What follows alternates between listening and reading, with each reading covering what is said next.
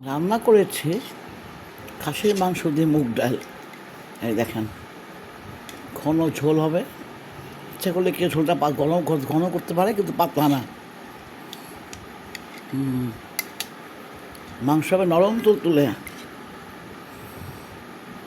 এটা হোটেলে লাঞ্চের সময় বিক্রি হয়, পাওয়া যায়।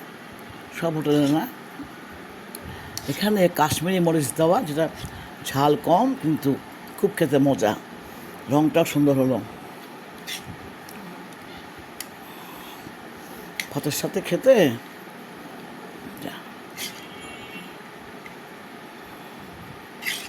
আন্দাজ করে মুগ ডালটা হবে। আগে মাংস সিদ্ধ করতে হবে, জাল কমায় নরম হয়ে গেলে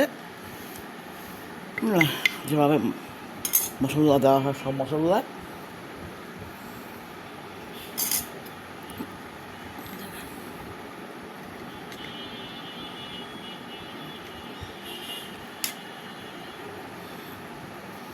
মুগ ডাল দিয়ে খাসির মাংস রান্না করলাম।